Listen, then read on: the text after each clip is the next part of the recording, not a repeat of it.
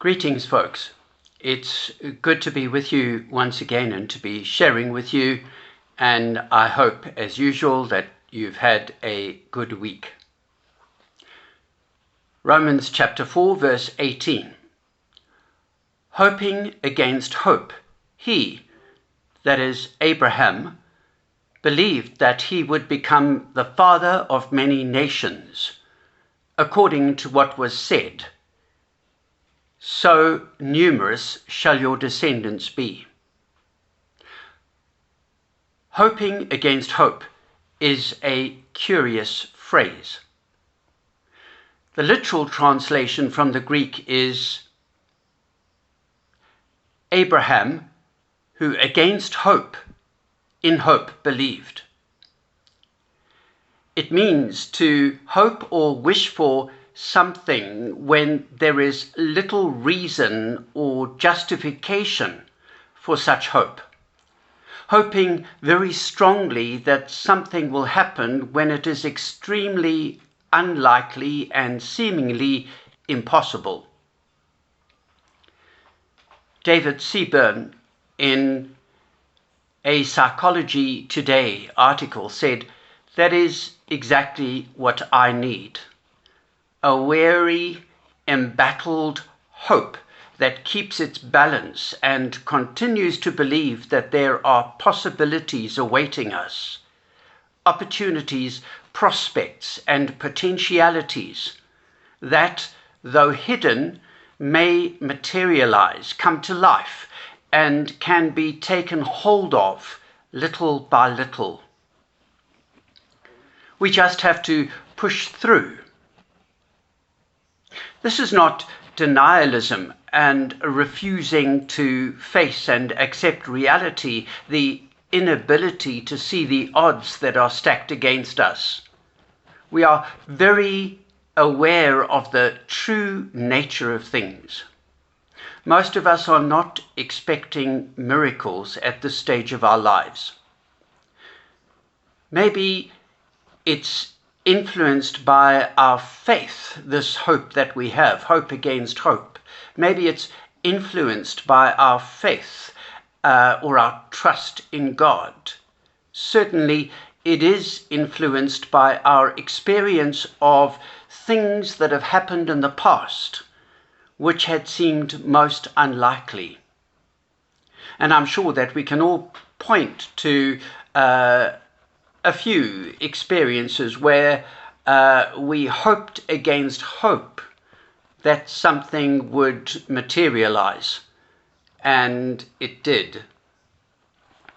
If we hope against hope and do whatever we can to make it happen, to make what we hope for happen, then of course it is much more likely to happen than if we don't hope initially and if we don't do anything to help what we hope for to materialize.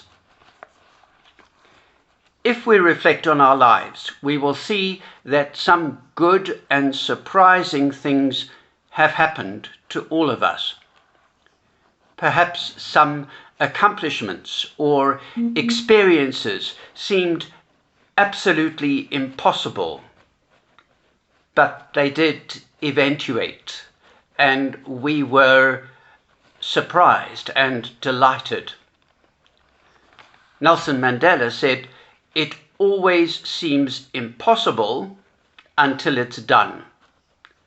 And of course, in order for it to be done, we have to do it. So we have to take the bull by the horns and attempt something.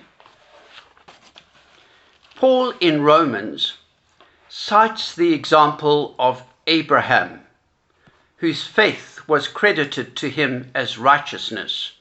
Romans chapter 4, verse 22. According to Paul, Abraham believed God, and God had promised Abraham that he would make him exceedingly numerous, that Abraham would be the ancestor of a multitude of nations, that Abraham would be exceedingly fruitful, that God would make nations of Abraham, and that kings would come from him. God would give him the land where he was currently an alien, all the land of Canaan, permanently. God would give Abraham a son by Sarah, and that when Abraham was 100 and Sarah was 90. If we look back in Genesis chapter 17, when Abraham initially heard God say all of this, issue all these promises, that he would be the father of many and that a multitude would issue from him and so on. When God said to Abraham that Sarah would conceive and would produce a son, an heir, Abraham fell on his face and laughed and said to himself, "Can a child be born to a man who is 100 years old? Can Sarah, who is 90 years old, bear a child?" It hardly sounds like a faith response initially. In fact, Abraham's incredulity we can understand completely. And he tries to engage God, and he says, "Why don't you just bless my son by Hagar, Sarah's servant? Why don't you just bless Ishmael and turn him into something great?" I mean, that would be a much easier option.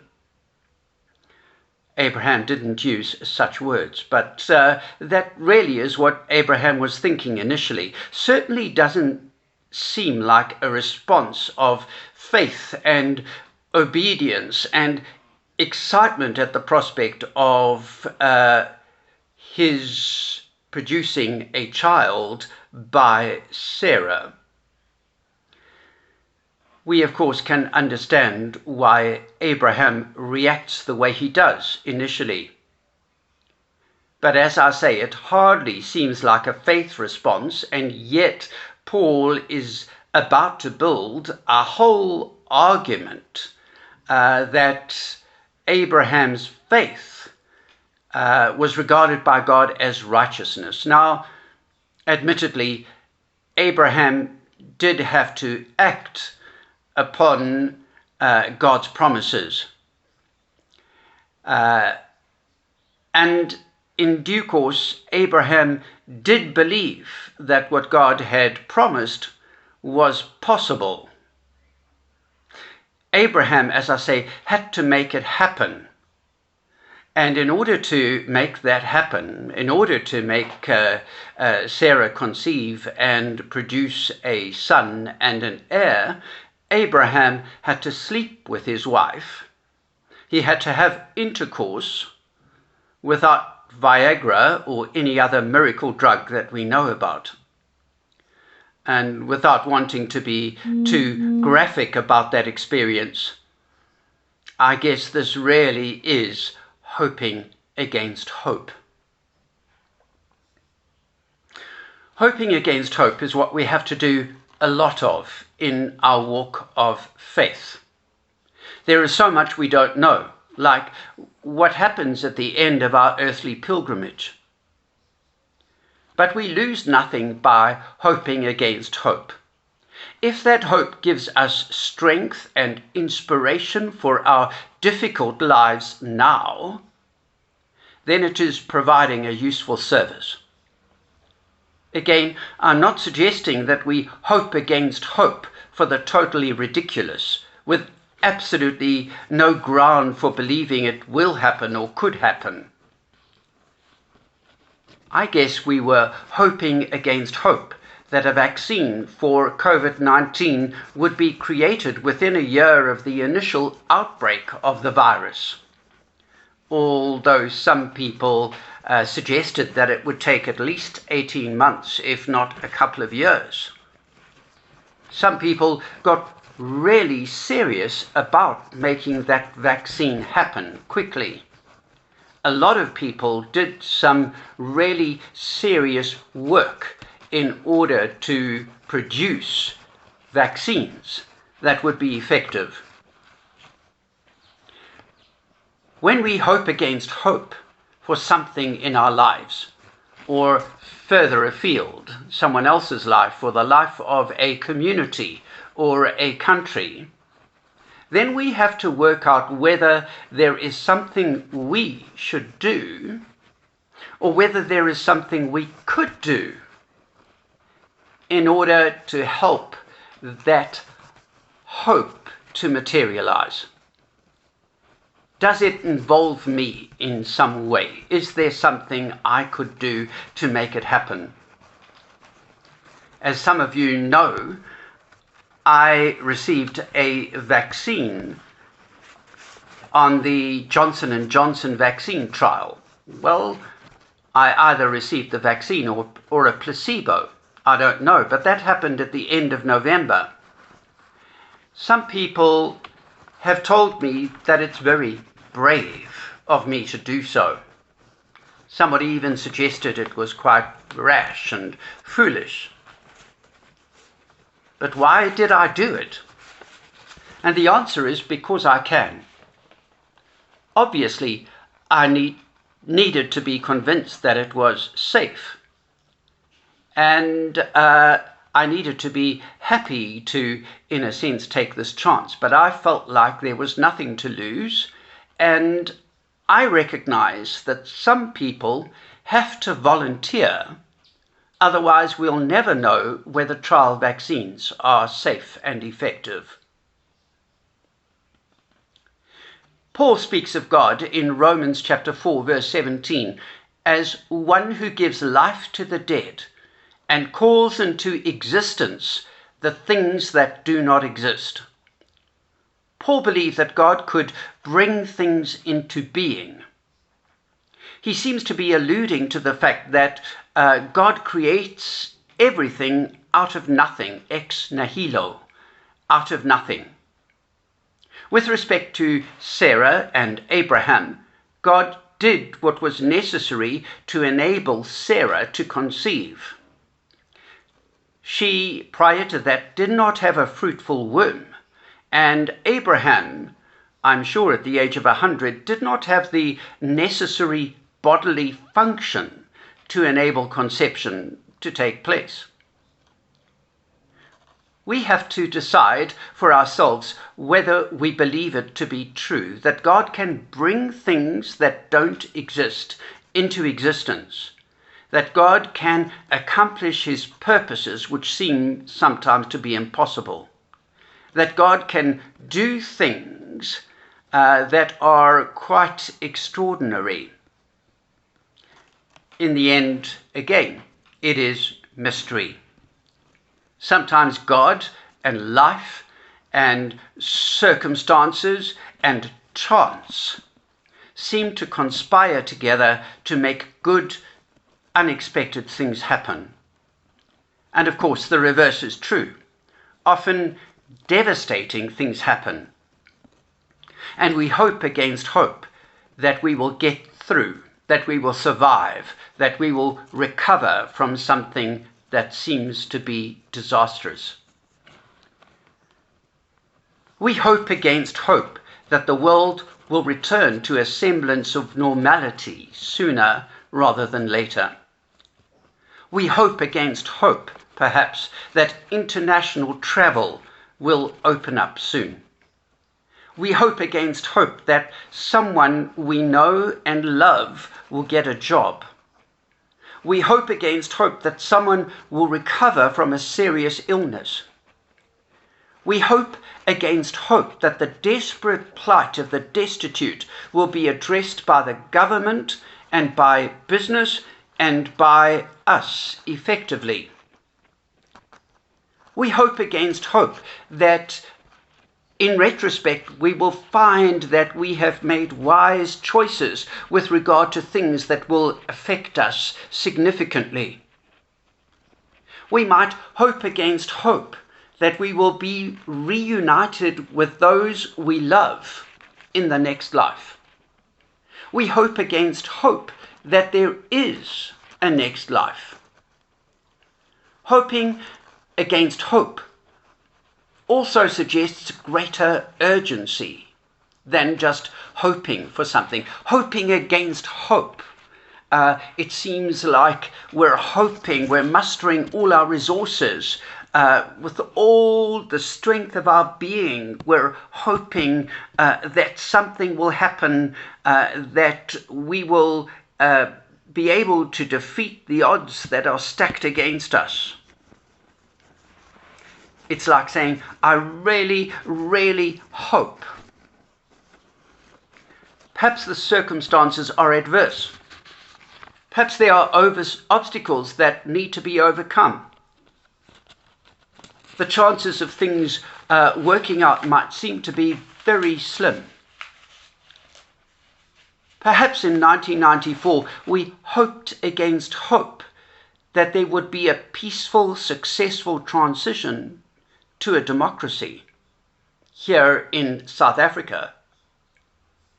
Many of us hoped against hope that America would get shot of an ungodly and uncouth president, and that America would begin to move in a completely different direction. Sometimes we hope against hope when it seems really unlikely, but it does actually happen.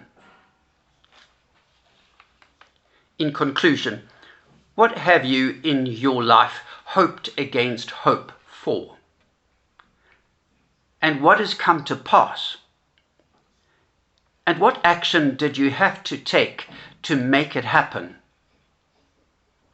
And when you hoped against hope for something, if it didn't happen, how did you get by? How did you get over it? How did you cope? Did you learn anything? And right now, is there anything you are hoping against hope for? Is there anything you need to do to make it happen or to make it more likely to happen? To hope against hope is to refuse to give up despite the odds stacked against us. It might involve taking a carefully considered risk. But we should hope against hope, not just for ourselves and the fulfillment of our dreams. We need to have a bigger hope than that, a less selfish hope than that. We need to hope against hope for things that are positive, that will change the world.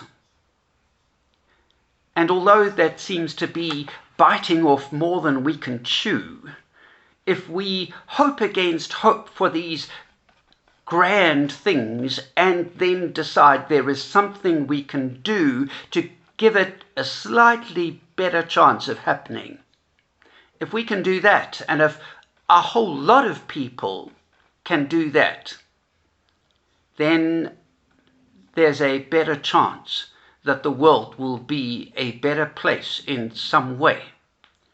For a start, let's hope against hope for a world free of COVID. Amen. And God bless you.